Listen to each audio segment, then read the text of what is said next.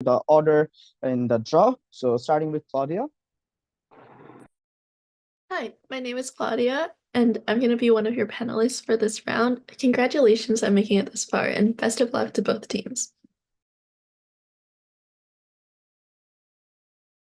Hi, my name is Yao Ming. I'm also going to be a panelist in this round, and good luck. Hi, my name is Minzy. I'm also going to be panelist. Good luck to both teams. Hi, my name is Trudeau. Congratulations to both teams for making this far, and good luck in the round. Wonderful. I guess now I'm going to give the floor to the side proposition to introduce themselves, and after that, side opposition to introduce themselves. Hi, proposition first speaker, Zhixuan Zhao.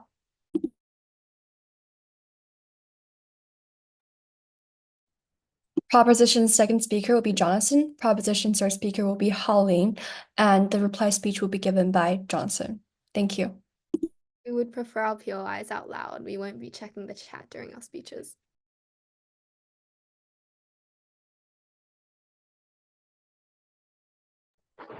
Wonderful. If side opposition could introduce themselves. Hi, I'm the first speaker on opposition side. My name is Annabelle, and I take POIs verbally. May have she, her pronouns. Hi, my name is Mark. I'm the second speaker of side opposition. My pronouns are he, him, and I take POIs verbally. Hello, I'm Samuel, whip speaker for side opposition, POIs verbally, and he, him pronouns, please. Wonderful. I guess we are done with the introductions, so we can start this debate. But before that, some few ground rules. Speech time is 8 minutes and reply speech is 4 minutes. Try to wrap up your speech within 8 minutes, 15 seconds for a constructive round and 4 minutes, 15 seconds for the reply speech.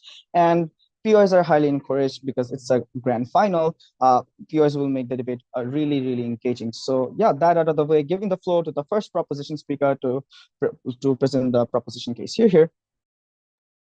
Thank you. Again, I prefer POIs verbally. I'll also give a POI allowance time during my speech. And judges ready, opponents ready, teammates ready. My time will start on my first word. Rights. What rights does an android have? What rights does the animals that we kill for leather and eat have? What rights do we give to these creatures while we have to care about the continuation of humanity? It's exactly for what matters the most and how we are not moral and ethical saints giving off rights to everyone we're never proud to propose. 3 things in my speech today. First, to make some case buildings from the proposition side to open the debate up, some constructive framings for this debate, and the first substantive argument from the proposition today. First, the proposition's case for today's motion. Let's characterize everyone in our world. We would like to remind you that we're debating in character motion, and we'd like to remind you that we act as Connor. So we're designed, as explicitly stated in the motion, that Connor is designed specifically in the benefit to maintain order and act from the benefits on the lives of mankind. Mankind is selfish. We're so admitting this before the opposition can call us out. The reason why androids were made in the first place is to act as an assistant and support human in ways like maximizing productivity. While the motion explicitly states that deviants are sentient, we see it safe to assume that most androids, like the automations and machines working in production, manufacturing, and services, are not sentient, simply because there's not much reason to make them sentient, and it was not explicitly stated in the info side. So deviants are essentially the only one that is sentient in today's motion. Just because something is sentient, we want to make sure that everyone achieve understanding of this, does not mean it has the same rights as human beings. For example, animals are sentient, but they do not practically have any rights, and never to mention that they have the same rights as humans. So what does Connor and the androids look like, and why are they different from deviants? In the info side, it says deviants are sentient, while androids are able to walk, talk, and operate like humans. It doesn't say about being sentient. It just does not say about them having any sort of emotions. So deviants are sentient, while androids aren't. And Connor is an android. He's not sentient, so he does not need to care about whether or not he is right or wrong. And we'll later tell you why this is extremely important to get it straight. What is an AI? What is an AI uprising? Uprising in nature is wild and cruel. When rights are taken, there must be problems, i.e. how products always end up in model miners. Word by word stated in the info side, we read, a revolution against humans is what Marcus is leading. We think that Connor, as basically a law enforcement officer in 2038, must protect humans even in the form of shutting down the uprising as a whole.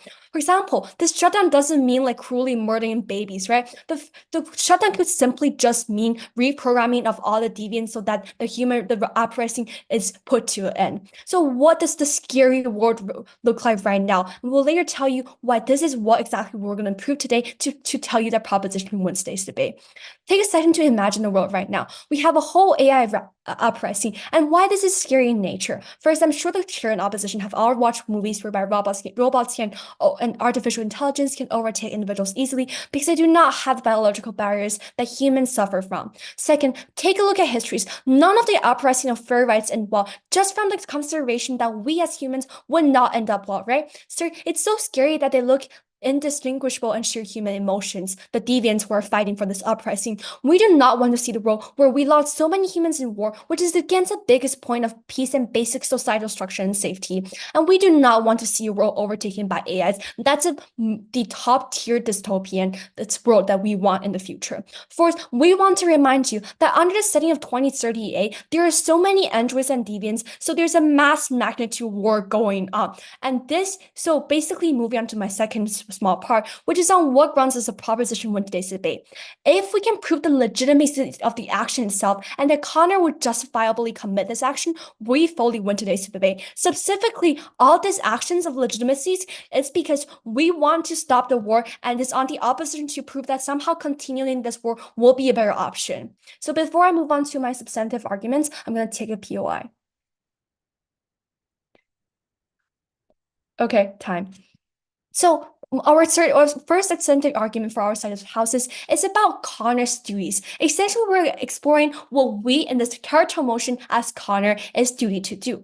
First, one of Connor's duties is law enforcement officer. This is basically his job. There's no other way around this, to maintain social justice and order and safety. The Android revolution represents a violation of existing laws and social norms, and is against social cohesion and stability. As an officer, Connor has a duty and responsibility to maintain social order. By shutting down Marcus, Connor does his duties and maintains societal order. Our impact said we can maintain societal order and prevent societal collapse. What does the opposition offer? Continuing the war for years, for decades? Continue one uprising after another uprising until AI is fully taking over our world? I'm going to take a POI now. You tell us that the AI in your world, in this world, will not be sentient. But given that they walk, talk, and operate, meaning think and have the same emotions as humans, what then distinguishes them from humans? We tell that they're not sentients, right? They walk, talk, and think. Those can all be programmed. Those are logical programming that does not rely on being sentient. Now we have robots that can talk and walk just because of computer programming. We don't have robots that can be sentient in the status quo right now. So moving on to my second sub point, which is Connor's primary duty as a law enforcement android is to protect human lives. The AI uprising is undoubtedly claiming human rights. How much we do not know, but considering World War II claimed 18 million lives, even 1,000 of that will be 80K lives.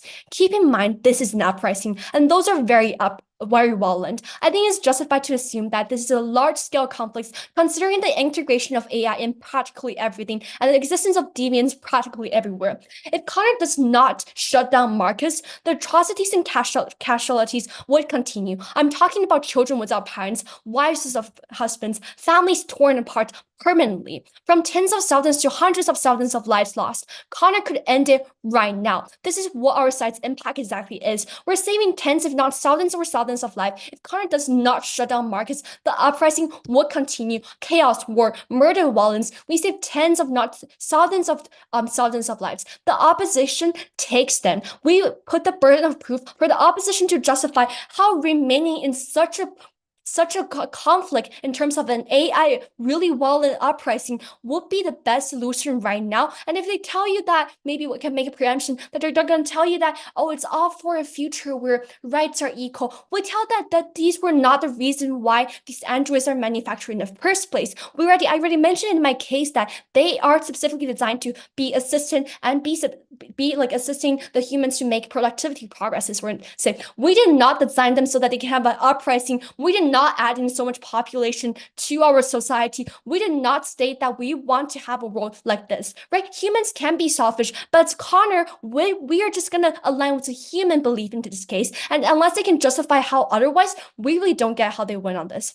The impacts of our case is very straightforward. We are saving lives here. Tens if not thousands of them. We're preserving social order, preventing mass crime and social breakdown. What does the opposition give? They prolong the war against humans, directly killing an enormous amount of humans. When we no longer have the revolution, there will no longer be strikes where labor is not working, and that will even make the world not more stable. Not to mention the amount of lives that we can save just simply by having Connor to perform his basic actions of protecting human benefits in the 2038 society by shutting down markets. Again, shutting down just simply means reprogramming them. We even saves efficiency because we're just reprogram them as regular AIs and like basically androids, and they can keep the society moving forward. It's with all those reasons above, very proud to propose. Thank you very much for your fine remarks, Prop 1. Now giving the floor to the opposition first speaker to present the opposition case. Here.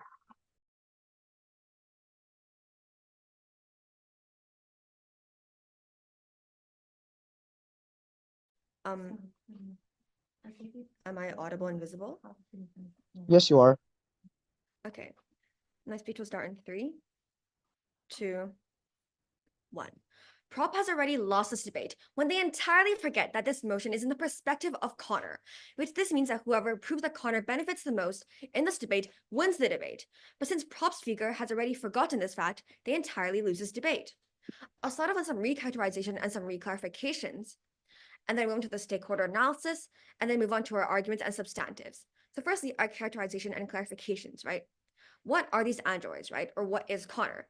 These androids in the info slide, as stated in the info slide, like have emotion. They are basically a replica of human beings, right? So therefore, we believe that they are sentient. And I'll prove this later on in my speech as well. But we just like to state right now that since the info slide stated that they are basically like humans, that they are perceived as a sentient being. Secondly, what does the AI uprising look like, right? Reason that the AI revolution is, okay, so what is the goal of the AI uprising, right? It's not like what the proposition said has asserted about taking over the world and enslaving humans, but to achieve equality, to be in a world where they are not enslaved or exploited, right? And the info slide have stated that the AI is fighting for equal rights, right? It means it revolts and acts a rebellion, a fight against the current unfair system. It doesn't mean they're going to take over the world and achieve the 1984 dystopian George Orwell world that the prop side claims for this to be, right? This, we believe, is sort of like the Black Lives Movement, where they uprise to fight against an unjust and unequal system that enslaves them and makes them unable to achieve their right to live a happy life. So basically, we believe what this motion is saying is, should Connor, as Connor, kill Marcus or not to stop the AI revolution? And we believe the answer to this is an absolute and definite no. Again, we like to reaffirm that the fact that the stakeholder is Connor, right? Connor is a stakeholder. He doesn't necessarily care what happens to the human beings because he is an android in this context, right? Therefore, we believe whoever can prove that they benefit Connor the most, make him live the happiest life, deserves to win. So let's move on to my first principal argument and my first substantive. Connor deserves like human rights, and androids do too.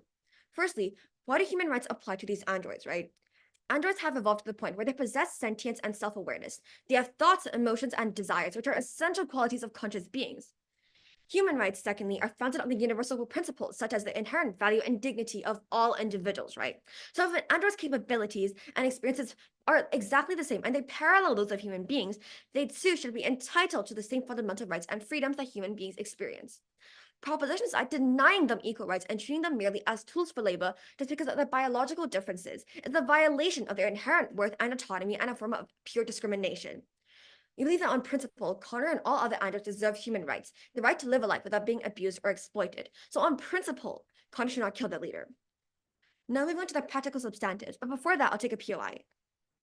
3, 2, 1. Good, I assume proposition side agrees with all of my points then. Okay, so next substantive. Why can Connor live a good life only when the revolt still exists, right? What does Connor life currently look like? Let's answer this question first. He lives in a life where he is discriminated every single day. He is treated badly and horribly. He is used as cheap labor, exploited to work for human beings under horrible conditions. They are treated as a subservient creature. right? Connor is emotionally, physically, and mentally abused, and he's unable to live a good life, unable to live a fulfilling life, and unable to achieve happiness, etc. Why? Simply because he is an android. So let's think about this. Why does Connor want his life to improve? I can't believe I have to explain this, but because proposition side doesn't even engage with this at all, I have to say it. Because Connor is basically like a human being. This is not the premise that he can feel emotions, that they have that it has logical cognitive abilities, that they want to feel happiness, that they don't want to be abused and exploited every single day. They want to live a good life, right? That's why one of Connor's goals is that he wants his life to improve. So therefore, if we're measuring this debate on the metric that from the perspective of Connor, and Connor wants to live a good life, we believe that Connor should not kill Marcus, right?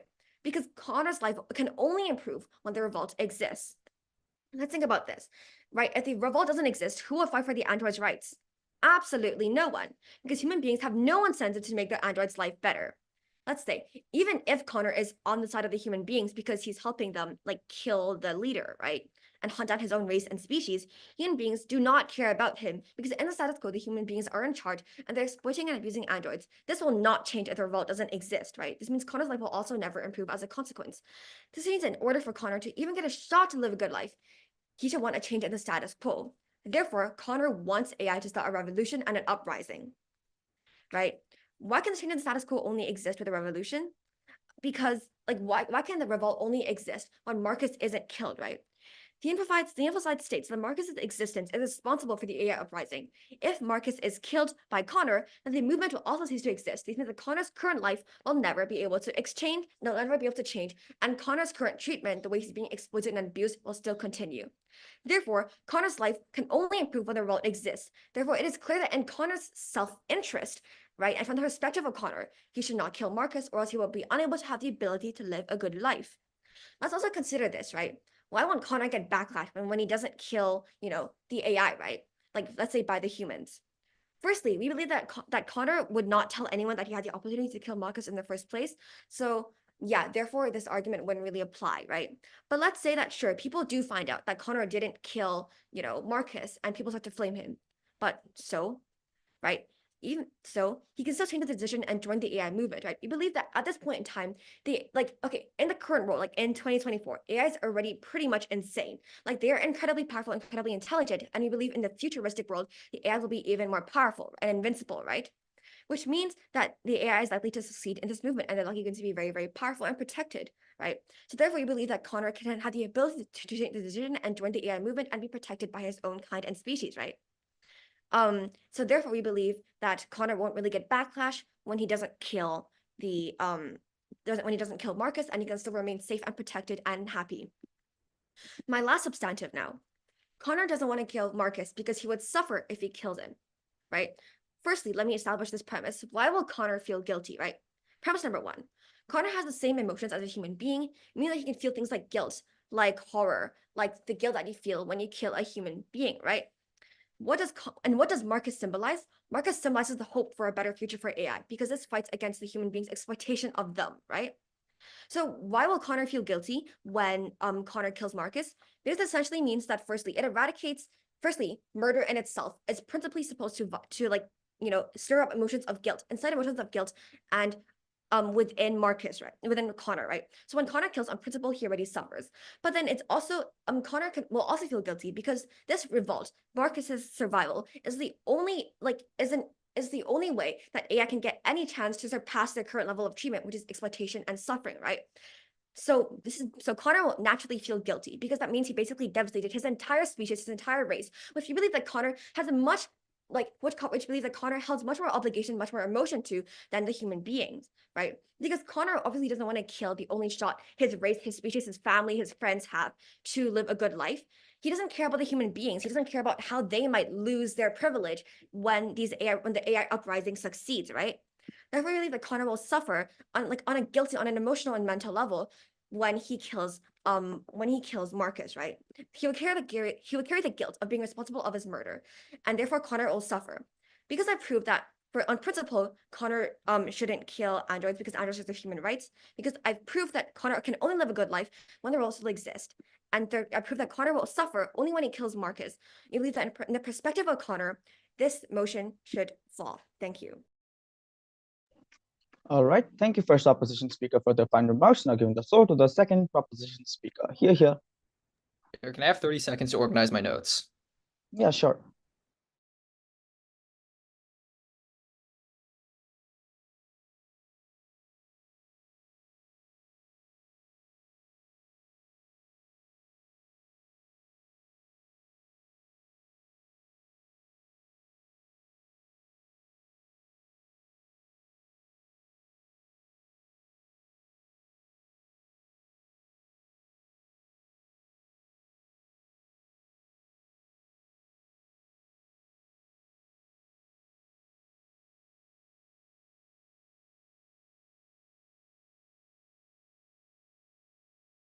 Okay, I believe I'm ready. Am I audible and visible? Yes, you are.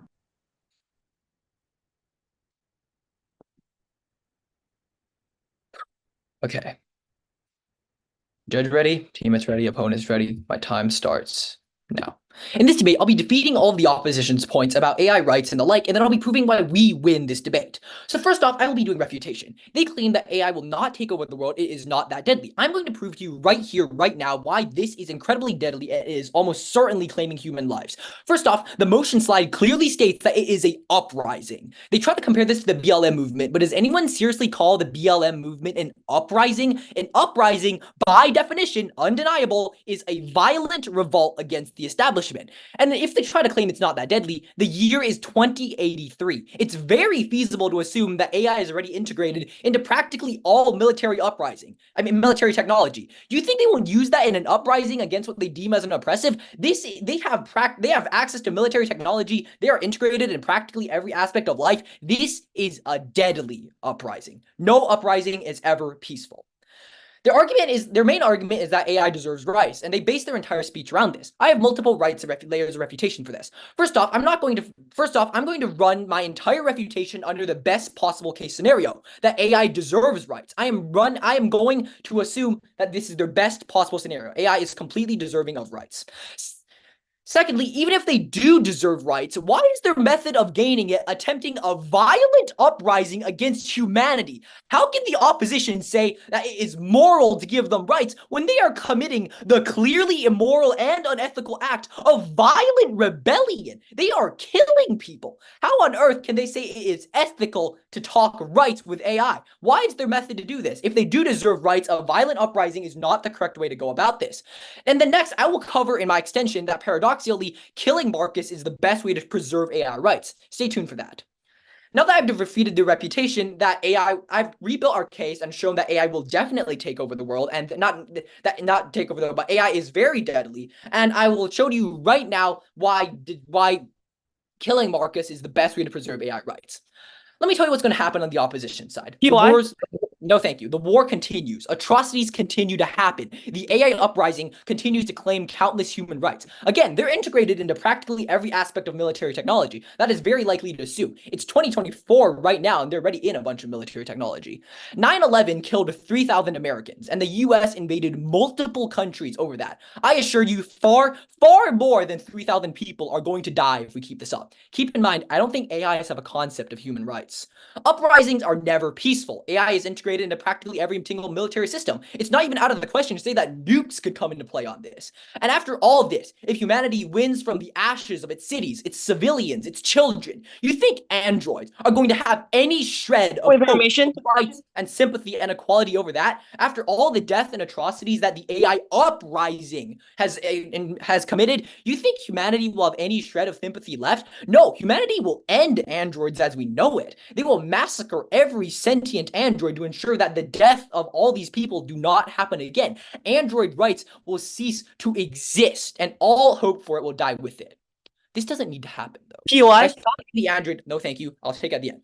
By stopping the android uprising and ending this war before it claims even more human rights, Connor is protecting the android population and android rights. Right now, there is at least a hope for reconciliation and fair android rights. How is continuing this war and killing even more people going to give humanity a chance at android rights? Unless the opposition's endgame is for AI to quite literally take over the world, we believe that stopping this war right now and attempting peaceful negotiation is the best way for AI rights. People, once the war is over, that's not going to happen. People would care less about moral values once they see 1 million people dead, blown up by missiles or orbital strikes, whatever technology they have back then.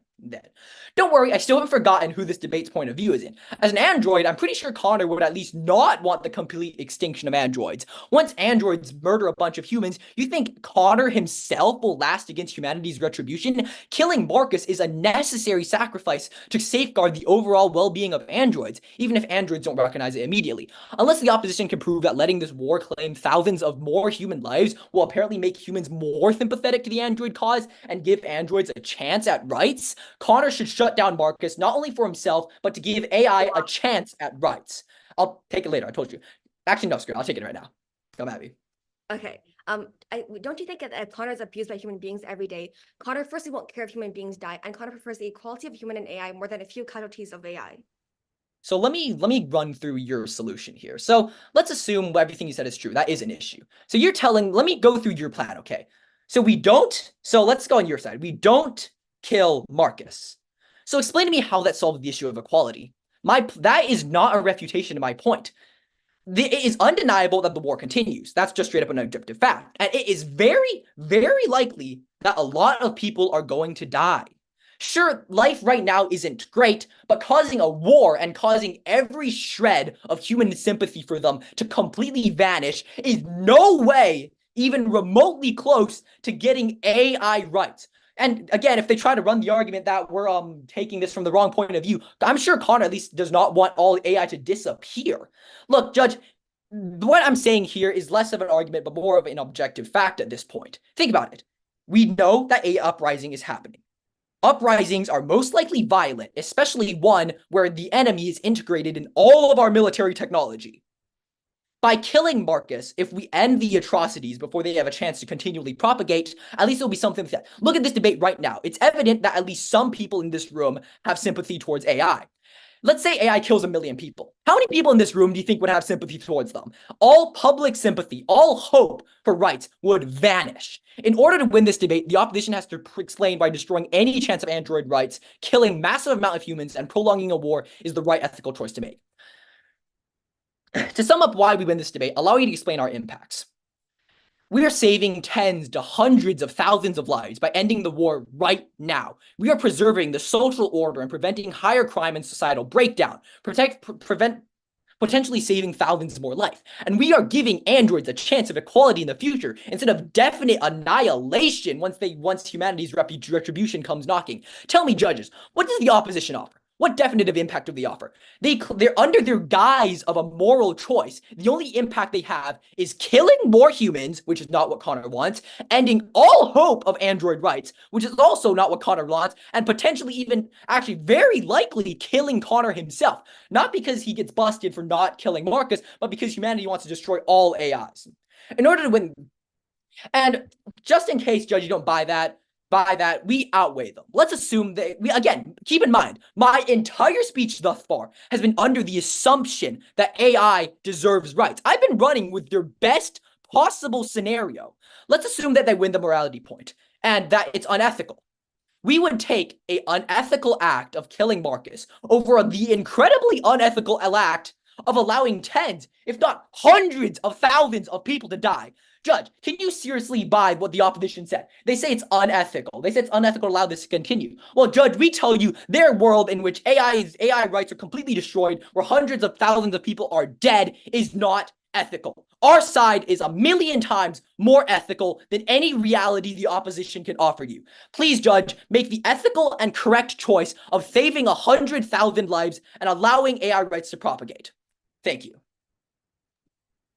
Thank you, Prof. 2, for their fine remarks. Now giving the floor to the opposition second speaker. Here. All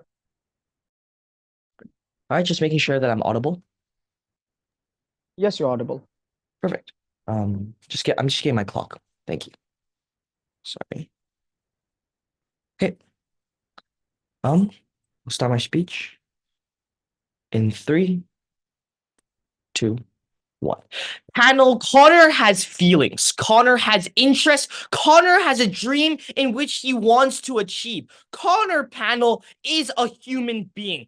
Proposition wants you to believe that Connor does not need these things. They paint you a picture of a world that does not discriminate against Connor, a world that allows Connor to flourish in society, and a society that gives equal rights to all. This is a lie, and Connor will not be the only person impacted by this decision. And for that, panel, we must hold human ideologies close and truly show that humanity can change and change for the better. Never been more proud to oppose, right? But in my speech, I'll be doing four main things. First, I'll be clearly showing why, the proposition case is clearly wrong. Then I'll move on to a bit of rebuttals. Then I'll move on to extension of what my first speaker has already told you clearly. And then finally, my argument on how Connor is exploited daily, and thus he must live a better life in order to preserve the dignity that he has left, right? But first, rebuttals. Proposition's previous speaker talked about, AI is deadly. Humans will die. It is a necessary sacrifice so humans and androids don't die. You morally give rights, but then, on the side, you're killing people. Judge, Connor doesn't care, right? Connor, throughout his entire life, has been discriminated against, right? Connor has been attacked, right? Connor has been looked down on. Connor's actions and thoughts are not valued. Connor does not care, right? We tell you at this point, proposition says that maybe Connor, yes, maybe, these androids have sympathy, right? Maybe they think, okay, humans are just doing the wrong. But we think at the point, also, proposition also said that, human sympathy would die along with it, right? We tell you that human sympathy died a long time ago when they put these androids into manual labor against their will, right? We tell you that, let's say in the best case scenario, in which this case is true, right? Human sympathy is, there's like 3 people. We still think that this is not enough to change the future. This is not enough to do any real change. We still think these people are put at discrimination. We still think these people are undervalued. They are real human beings. They're real people in our society. Proposition wants to say that these people are not, that these people do not deserve the respect and the work that they put in. We think not. We think a society that is better off to do this. We think that this argument must fall on all accounts of human sympathy, but just being human in general. This is what must change, right?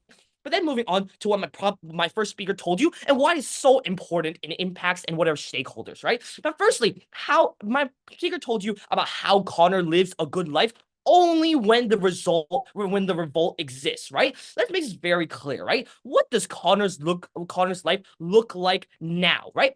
Look like now before the revolt. We tell you that what his situation looks like now is most likely to be pressured into doing this, right? He has no say at all in what he can do, and he's most likely working in bad conditions, not being paid enough, and discriminated on a daily basis because of the fact that he is labeled and alienated as one of them, right? We tell you that proposition supports this rationality, so we think that at this point, Connor can clearly see that we can clearly see that Connor is a very vulnerable stakeholder in this debate, right? And would not choose in any type of brain or thinking, right? In any scenario, would not choose or to take this course of action that proposition wants to force him to take, right? But we think that he's already built up anger towards his human superiors, but believe that there is still no alternative, right? Because let's say proposition tells you that, whatever, Connor, because let's make this very clear, right? Connor is not stupid. He knows he's going to get replaced if he doesn't do anything. So point, any alternative that proposition tells us cannot weigh over the fact that Connor has to live the rest of his life telling himself that we had a chance, I could have achieved the goal of respect, of equality, and we think, but still he could not do this, right? We think that living the rest of his life thinking of this is not something that Connor wants, not something that any human being would want, right? The Connor, who is a person who is discriminated on a daily basis, has no rights. And we think that this motion under any world would think that it is in Connor's best interest to not kill Marcus. Right, but moving on to my own argument of exploitation, right? Let's make it very clear that by suppressing the AI revolution, Connor would be maintaining the status quo, right? Where androids are treated as cheap labor and constantly at the disposal of human beings. In doing so, in killing Marcus, Connor, and stopping the revolt, Connor would be enabling and perpetuating the exploitation of further androids in the future, right? It does not put a stop to this, right? Right. We tell you that there's nothing that Connor can do that can whatever will be enabled to stop this exploitation in the future, right? We tell you that this act will lead to further exploitation of entities like Connor, right? Those in the power of humans who see him as a useful tool, right? Not a being, not a person who's artificial, not a person who is smart, not a person who has intellect, but a tool, right? We think that any characterization of a person or a being that thinks, talks, acts, has emotions like human beings and labeled as a tool, proposition supports this labeling. We think that in this society, proposition does not value them at all. Proposition does not see the value that these people bring, not only just the value, because they're not tools, right? They're real people, right? You perpetuate the system in which androids are seen as tools, resources, and are used for labor and exploitation. As a result, this gap between the privileged humans, oppressed androids will widen. It will not close, because proposition not give us one thing on how it will close. All they've given us is like best case, worst case, whatever, like these androids will be killed and attacked. But then in the same speech, they also say, these androids will have a lot of power, and they will most likely win. As my first speaker already said, right? They've access to a bunch of like military grade weapons, right? So we tell you that Connor's actions will solidify the belief that is acceptable for these powers to maintain control over beings, real beings with emotions. So this makes very clear, Judge, note that, and exploit them for their own benefit. Connor's actions will solidify for the rest of society to show that an android itself killed another android and has been doing this for the past years, right? As my first speaker already told you, Connor has to live with the fact that he has been killing for the past few times. And now he has to kill the one thing that will change that. We tell you that is not in Connor's best interest to do any of this. But let's say best case, right? Connor is replaced and, whatever, they send someone else. We still think that Connor is better off because he does not need to live in a world like this. Also, it wastes time, right? It allows this revolt to happen and Connor to enter a society that he feels that he is valued and respected, right? Proposition denies these people, these real human beings, the rights to perpetuate a one-sided relationship, right? Where androids are expected to serve human beings without receiving the same consideration and respect in return, right? This lack of fair treatment, you create a moral and ethical imbalance in general, right? Proposition can win on the fact that, maybe humans will die, and that's bad because, there's less humans in the world, whatever, right? Because, humans are smart and whatever, right? But we still think they cannot at all justify their actions of killing these androids and killing and justify their actions of Connor doing this and how he is supported in the long-term scenario, right? So what if Connor chooses not to kill, how would he be benefited, right? First, we've already talked, right? He joins the fight for equal treatment, right? Which is morally correct in general, but just ethically correct in general, right? It's a human ability to have moral integrity, right? So you think at this end, you create a transformed world in which these worlds values diversity and empathy, right? So we think as Connor, we want this better world. We want to strive for this better world, one where there's equality for all, basic human rights for all. Proposition wants Connor and the rest of his fellow mates to be abused, exploited, and never achieve their wants, needs, and dreams. Connor has a dream where he lives in a world where he's not abused every day, right? We want to achieve this dream, and the only way is through a world where Connor is equally treated by human beings. Connor should not kill Marcus, and we have never been more proud to oppose. Thank you. Thank you, Up to further final remarks. Do try to wrap up your speech within 8 minutes, 15 seconds. Anything said beyond that is not taken note of. All right, that said, giving the floor to the proposition third speaker. Here.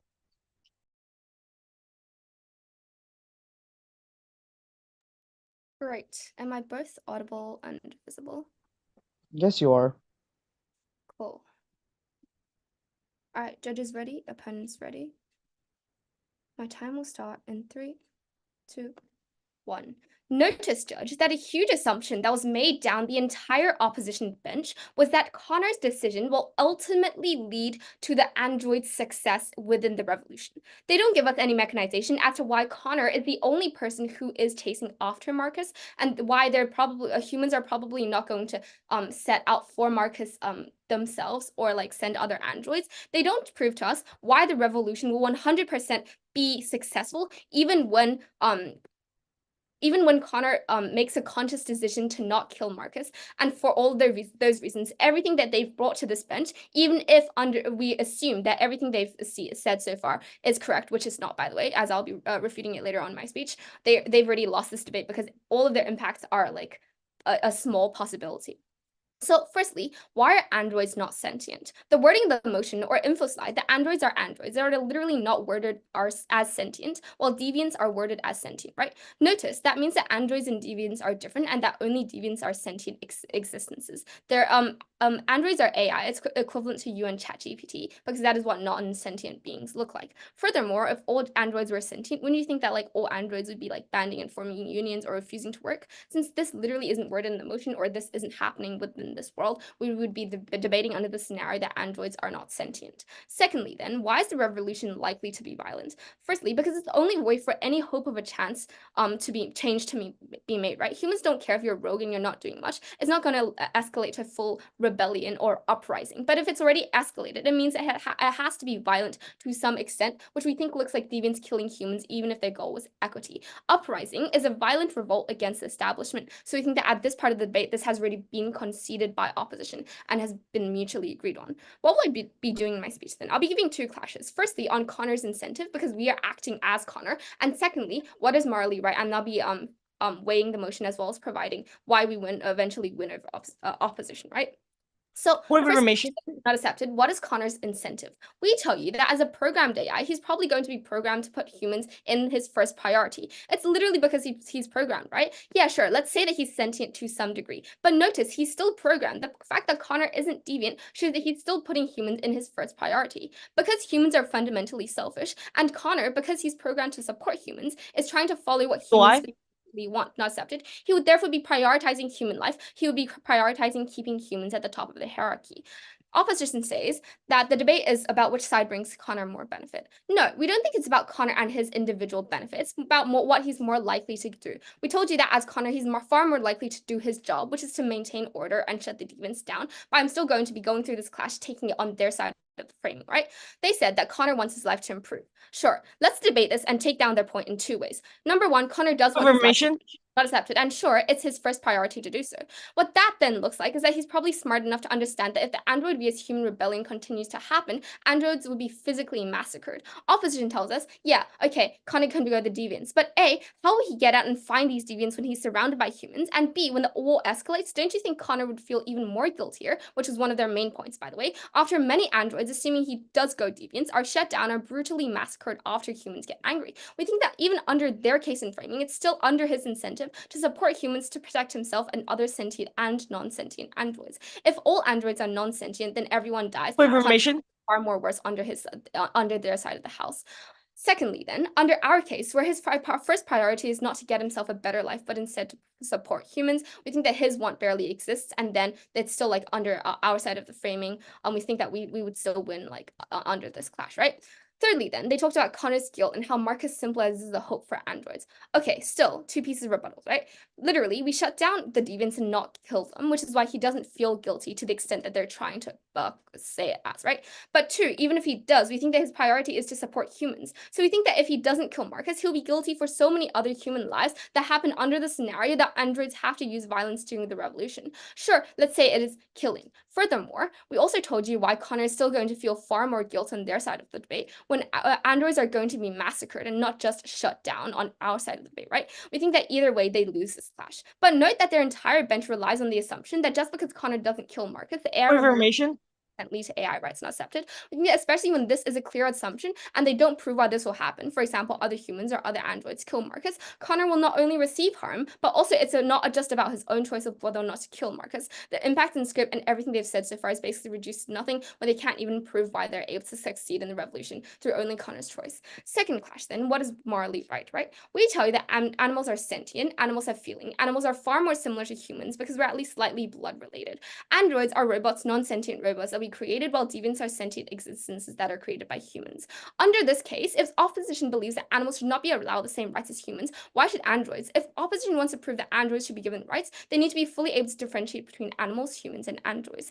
Now, the reason we tell you that androids are not sentient is because they're like not able to walk, is not like It's because they're able to walk, talk, and operate like humans. It doesn't mean that they're sentient, right? The word like here means that they're imitating humans and not that they're like human or sentient. If we're talking about the deviants, they're still not human. Yeah, sure, they're sentient, but it doesn't mean that they should be given the same rights when they're still harming humans. So as Connor, when his first priority is to support humans, he has to shut these deviants down. But yeah, sure, let's be really charitable and debate under opposition scenario. So sure, let's see androids as like fully sentient, right? They paint you this picture where the androids are as laborers are being oppressed, which we tell you that they have a very problematic stand on ethics and morals. They seem to be like ethical saints, where we tell you that a human-sized doll has emotions, that we chase the fictional human rights over the basic lives and the right to live for humans. So we win this clash because we weigh sentient human beings over unsentient androids. But sure, let's just weigh everything so far if you don't buy this, right? Even if we lose the does AI deserve rights clash, we still weigh over them. POI, last chance. Not accepted, and stop rebutting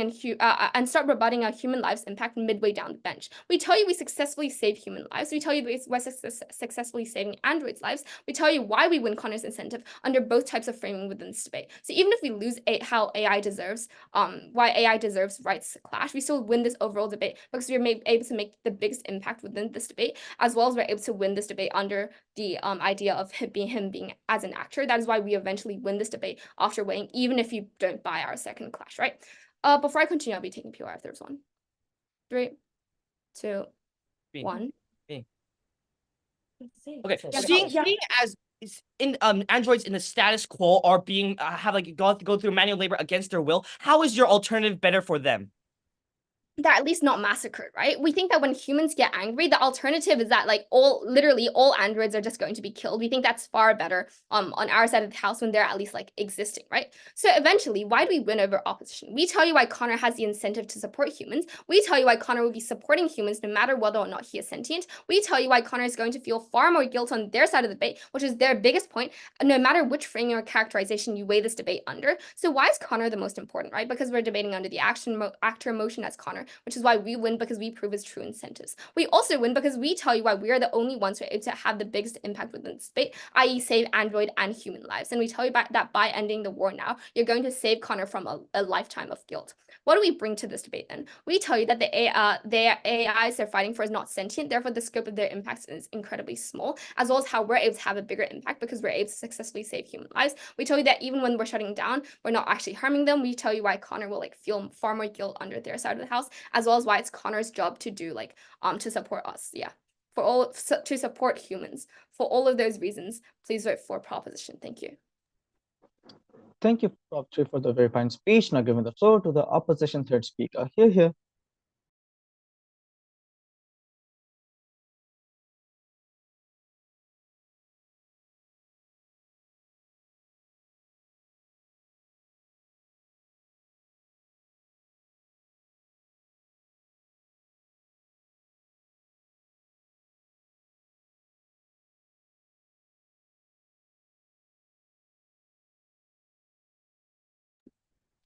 Okay, am I audible and visible?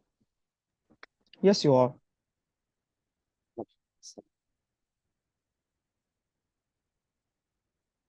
Without further ado, okay, without further ado, my speech will begin in 3, 2, 1. Panel today. First, I'm going to begin with some rebuttals. Then I'm going to give you 2 main clashes in this debate. Firstly, on who creates a better life for Connor, and secondly, on whose benefits Connor is more likely to recognize. Then I'm going to end off with a comparative and tell you what our world would look like versus their world, and why Connor is simply more likely to choose our world, right? But firstly, on rebuttals. So side proposition tells us that Marcus wants a revolution against humans, right? And it's going to be so incredibly violent, right? Firstly, sure, but he will not harm the humans as much as the humans will harm the androids. And on top of that, Connor doesn't care that much if humans die because he has an inherent sympathy towards the people, towards the androids, right? As the info side states, the android revolution wants equal rights similar to those of human beings, implying that the human beings must have the same rights as the androids, so that they won't enslave the humans, they won't make them their slaves, and they will just they will live in equality. They will try to achieve equality and have the same rights, right? We actually flip this argument because we see that humans will harm the androids by much more by shutting them all down because they see a risk of them revolting and trying to end their slavery, right? On top of this, they're already killing androids, so of course Connor can recognize that the humans are much more violent, right? Now, What happens then? If Connor has emotions, which he does, as we've already established, similar to humans, then he will not like death, right? And if he doesn't like death, especially that of androids, because he is an android, because it's an inherent emotion that is ingrained within him, because he's an android that feels emotions, and emotions take over all logical thought at extremely emotional times, he will not kill Marcus because he doesn't want to bring about the end of all androids, right? Again, we can see that Connor can see that there's two possibilities, right? If he does not kill Marcus, then there is a slight chance that the revolution will succeed, which I'll talk about more later. But there's a slight chance the revolution will succeed, whereas in their world there is a 0% chance the revolution will succeed, right? Which and if he kills Marcus, then the life he's going to live afterwards, though androids may still be alive, isn't even a life worth living, which I'll explain later, right? Secondly, they tell us that the violent uprising is not the way to gain rights, right? Firstly, they do not give us any other way that androids can gain rights. They say peaceful, right? What do we mean? Okay, let's run through what exactly the possibilities there are for a peaceful revolution then, right? Androids panel are currently being enslaved and forced to do basic jobs, right? So what will happen when this revolution ends, right? Firstly, this uprising, the people in this uprising are going to be killed, right? The educated people in this uprising are going to be killed, right? Then these humans are also not going to have no incentive to give the rights to these androids. So they will not educate them at all. So they can't, now the androids have no education and are unable to fight for equal rights, right? So there's actually a 0% chance if Connor kills Marcus of the revolution ever succeeding in the world, right? Meanwhile, when Connor does not kill Marcus, there's a slight chance, though however slim it may be, that Marcus succeeds, right? That Marcus actually managed to put the humans in a position where he could kill them, but then eventually just ask them for equal rights. And because the humans see this level of sympathy, they will go for equal rights. And that's how you get to a situation where you have equal rights, right? Connor would much rather also have a small chance for liberation than no chance, especially because even if they're all killed off after the revolution does not succeed, dying is a way to end their suffering. Whereas if you continue to be enslaved, your dignity is taken away, you have no sense of self-worth, and it's just simply not a life worth living, right? I'll take your PR after I finish my rebuttals. Then they go on to tell us that Connor not killing Marcus is not a guarantee of freedom, right? And as I already said, this is a small chance, and Connor would much rather take this because the other life is not a life worth living. Finally, they tell us that at least androids aren't massacred in their world, right? And therefore, Connor would prefer this, right? Why is it worse then to be enslaved than to be massacred, right? Because when you're enslaved, you're forced to suffer and you lose all your dignity. Your entire race of androids has no value now, right? There's no point to be living that life because it's a life of suffering that continually gets worse, right? When you die, your suffering is gone. You're shut off. It's all gone. At least that's better than being enslaved. So both scenarios, if Connor does not kill Marcus, are actually better than if he does, right? Connor recognizes that if you don't kill Marcus, then it's not Connor recognizes that if you kill Marcus, it's not a life worth living, which is why he will not kill Marcus, right? And then there are also other factors that will motivate Connor to not kill Marcus, which I'll talk about in my clashes. But first, I'll take a POI. Can you explain how killing tens, if not hundreds of thousands of lives, evaporating any shred of human sympathy for androids, somehow guarantees AI rights, and how this outweighs our whole case? Okay, firstly, I think my speakers have already talked enough about how humans have zero sympathy for these androids and zero incentive to actually improve their lives for them, right? Especially because of all the mechanization I've gone through in my rebuttals as to why these androids are not actually going to be benefited by these humans, right? By the humans, right? Then, fine, let's take a look at how these androids are actually going to succeed and how we're going to, right? Because when the androids, because there's a slim chance that if Connor does not kill Marcus, that the android revolution actually succeeds and they have, say, a nuclear bomb pointed at the last city of humans, right? When you have humans in such a vulnerable position and then propose the idea of equal rights, humans will take it because they'd rather have equal rights than die, right? So that's how you achieve equal rights, and that's how the slim chance works, right? Now onto my main clash. Right? Firstly, who creates a better life for Connor? And I don't see why I have to continue to talk about this, but because side proposition has not accepted our mechanizations, I will, right? So in their world, Connor kills any chance for androids to ever be liberated, right? You say that, oh, they can talk about it, right? But when you kill all the educated androids and then make sure that they're never educated again because you have no incentive to make them educated, then nothing is ever going to happen for the androids, right? They'll never be liberated, free from exploitation, or have equal rights, right? Connor is an android, so he will continue to be exploited in this world in which he kills Marcus, right? And also Connor, because he has emotions similar to humans, and emotions can override all forms of rational thought, Connor will feel regretful and have bad mental health, right? There is no alternative to not killing Marcus, right? There's no alternatives to not killing Marcus, right? If you don't kill Marcus, the entire revolution is just over and there's no hope for androids, right? There's on top of this, right? There's much more death in your world because there's much more death in your world because the humans have an incentive to kill off all the androids, while the androids, as proven in the intro slide, are just trying to fight for equal rights, right? In our world, Connor creates a chance that android will be liberated, which is better than everything else that you can do in your world, right? If it fails, then you'll die, but it's better than being exploited, right? And this chance that you can be liberated, this hope that you can be liberated, is convincing enough to Connor that he will decide to not kill Marcus, right? Now, whose benefits is Connor more likely to believe that, right? Our benefits. Why? Because, okay, firstly, what does Connor look like, right? Connor has sentient thoughts and emotions just like a human, right? Therefore, he can understand all my previous characterization as to why his life will be better if he doesn't kill Marcus, right? Then we go on to see that then side proposition comes up here and tells us that he will have orders to end the revolution, right?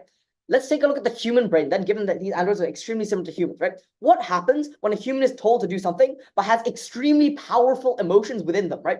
These emotions override the rational thought because these emotions all override the rational thought because of how integral they are to the system itself, right? Because these emotions are more powerful than thought, then Connor will know that, and Connor knows that all androids will be enslaved if he kills Marcus. This hope for a better life that is shown in Marcus will make coupled with the potential regret that he has if he does kill Marcus, will make Connor spare Marcus's life, right? Now let's look at the comparative, right? In our world, androids will fight against humans for equal rights, and though there may be deaths, right? This is in the interest of Connor because all the alternatives in your world are alternatives in which androids are fully enslaved and don't have a life worth living, right? We will not, in our world, we will not wipe all humans because we want equal rights. And there's a chance if it doesn't work, but he will still take the hope anyways. In your world, there is 0% chance that androids will ever be freed. And that is why side opposition takes this debate home today. Thank you, panel.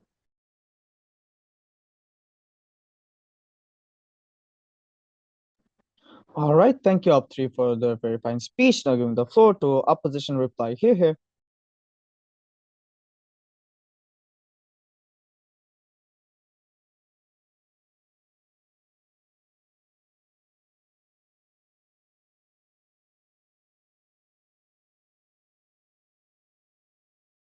Am I audible and visible?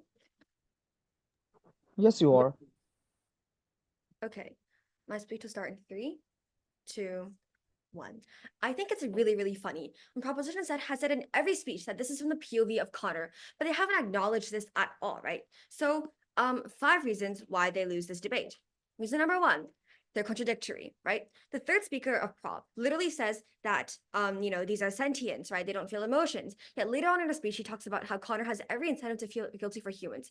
Therefore, she's being contradictory, right? She can't co-opt both of these benefits when she says AI cannot feel and then says AI feels for human beings. So that already fails, right? And because the case of Prop is entirely contingent on this entire argument, therefore their entire case just collapses. Secondly, they make so many assertions that makes my head spin, right? Their entire case is contingent on Connor doesn't want to kill humans because Connor has sympathy for humans because he's programmed by them, which is an assertion. But this assertion is just horrible because this is completely illogical and unstrategic, right? If they read the info side, they would realize that, if they say androids cannot sympathize with humans because they're not programmed to do so, then why are androids able to revolt against humans in the first place, right? So, please, review your own logic before you present an argument like this, right? Thirdly, lack of engagement, right? We have many arguments that are still standing in this debate. For example, Connor's life only improves when he doesn't kill Marcus. Connor killing Marcus, something that is from his own race, his own species, his own kind, he'll naturally feel guilty, right? So therefore, we think they just don't engage with their points at all. And because their points are still standing, strong and tall as ever, actually, we think they just lose in this debate when they don't engage with our side at all. And I'll repeat again, right? Why humans, I'll again establish why Connor's life only improves when he doesn't kill Marcus. Because firstly, humans are not going to improve with the condition. Humans are not going to improve the condition of how AI is being treated in the status quo. This means, secondly, a change must occur. 3, Marcus living means the uprising exists, right? This is literally stated in info slide, so please read it. 4th, the uprising is something that the AI will use to leverage for change, right? Because when there's no protest, there's no opportunity for change in the first place, right? In the status quo, in the info side, it states that this world relies, in this world, right? The info side states that people rely on AI to do manual labor. So when AI boycotts, revolts, and disrupts human lives by deciding not to do their jobs, not to do what they're supposed to do, then humans will agree to negotiate for equality, right? This uprising will disturb the human society to the extent that it inconveniences them so much they're willing to negotiate. Therefore, that's how we're able to prove that Connor's life can only improve when he doesn't kill Marcus. Probably I have to say this again, but I'll do it, right? Reason number 4 where they lose. They're uncharitable, incredibly uncharitable. They say the revolt is violent, right? But this is a scarecrow fallacy because they basically assign the burden to us to say we have to defend war.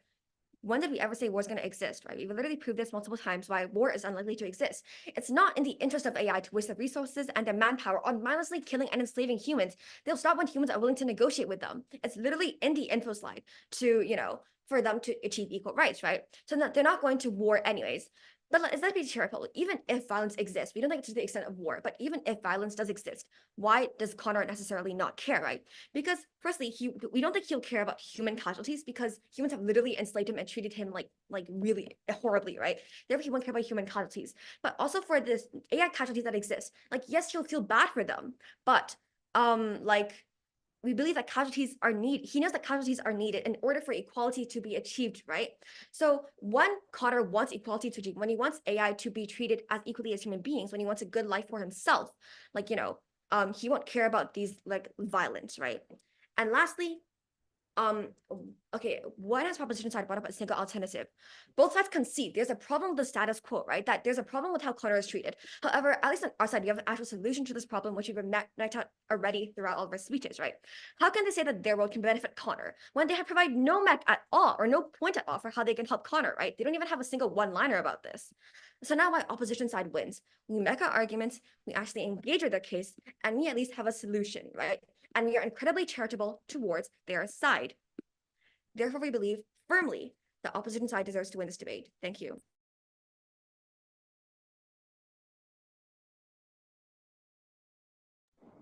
All right, thank you, Upper Reply, for the very fine remarks. Now giving the floor to the proper reply. Here.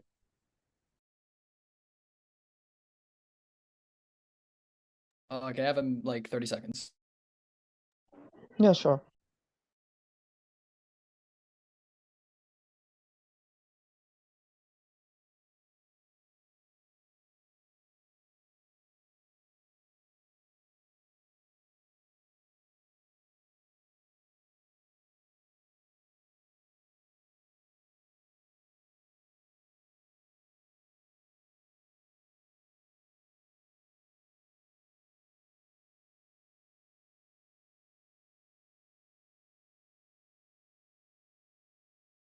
Okay, I'm ready. All right, 1 minute.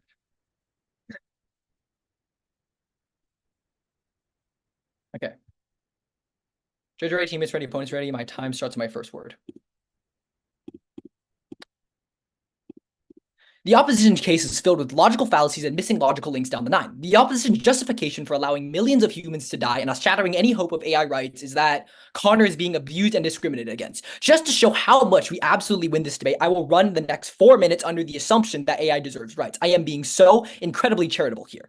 They have never proven how killing tens of thousands of human lives, evaporating any shred of human sympathy for Android, somehow guarantees AI rights, which I'll talk about later. Their vigor about how AI is abused completely ignored the logical issue that an uprising alienating humanity will not cause humanity to give Android rights. Their final attempt to salvage that case is by claiming that there's no human sympathy already. That is a massive leap in logic. Even during slavery in the 18th century or 17th century, there were plenty of people against slavery. They just come up and make this baseless claim that there is absolutely zero sympathy for AI when there are countless historical examples that show otherwise. They claim that once the uprising is over, and this is a quote, AI is doomed, more or less. That's just not true. There are plenty of ways to gain liberation as long as you still live. People still have morals, and they can see that this is pretty ethically questionable. However, once humanity drives you an extinct of pursuit of vengeance, you have zero chance of rights. Alienating humanity is not the way to go here. They never tell us why humans would want to negotiate after you kill 1 million of their kind, which is what they rely on. Their logical link is missing here. Allow me to describe what the opposition has claimed their world to be. We are veering very, very charitable by running using their best case scenario world. their description. Their world is a world in which AI is abused, discriminated against, and have little rights. Okay, now let me describe to you their solution to that problem. Launch and continue a massive uprising against humanity, killing millions of humans, evaporating any shred of human sympathy that's necessary for AI rights. And then they try to say that there's a chance the android succeeds. That is bringing it too far. There are far better ways to bargain than AI rights than literally topple human civilization, smash all social order, and likely kill billions of humans. That does not need to happen on our side of the house. They're just on top of that, humanity's retribution will wipe out any sapient androids. The opposition has a noble goal: ensure AI rights. And what they achieve, on the other hand, is kill millions of humans and cause humans to wipe out the android race. Explain to me why any of that is in Connor's best interest. They claim we don't have engagement. However, they've never really responded to our point that allowing the war to continue will claim countless lives. That's made both android and human, aside from saying, oh, well, since some humans treated Connor bad, mass murder is perfectly fine. Not to mention that the war, androids will also die in the war as well. The opposition has pointed out that our world cannot guarantee AI rights. Again, we will be very charitable and run with that assumption. We still win by miles. In our world, at least we have a chance of AI rights. On the opposition's world, we are very confident that sapient AI will likely be wiped out. In what scenario does a violent uprising cause AI rights? That sentence is why the opposition loses this debate. They lack a critical logical link required for their case to make sense, and this was pointed out in the second and third speech and POIs. They try to claim that they have a small chance. However, the other 99% of scenarios end with the total extinction of AI. On our side of the house, we have a much higher chance of success because we don't alienate all of humanity by mass murdering humanity. We have a vastly higher chance of success on our side of the house. And this was proven all the way down the line. Why? Because we don't alienate the people necessary for AI rights. Even if we cannot absolutely guarantee AI rights, what we can guarantee, however, is that we save millions of human lives. We can stop an orphan from being orphaned, a widow from being widowed, a parent from never seeing their kid again, and so much more. We can guarantee that humankind will not exterminate AIs, and we actually give AI a chance at equal rights. These are impacts and they're undeniable. We save millions of lives. Now I stand before you, Judge, and I ask you, what does the opposition bring? They kill millions of human civilians for what? For a chance? Nothing they do ensures AI rights, no matter how much they claim it does. We have defeated that point because they lack critical logical links to make it happen. This solution of violent uprising is to vaporize any human sympathy and likely even ending androids as we know it. Their case is filled to the brim with logical flaws, and they're the best they can offer us for killing millions of human civilians is a chance. On our side of the house, we have much higher chances for AI rights. For that reason, we have never been prouder to propose. All right, thank you very much, Proper Reply, and that ends this debate. It was a very wonderful round of a debate, and now me and my panelists will discuss about the call, and the results will be announced at the closing ceremony. So panelists, kindly join room 10 in the breakout rooms, and for the debaters, it was a very engaging round. So thank you for the round, everyone. Thank you. Thank you. Thank you so much.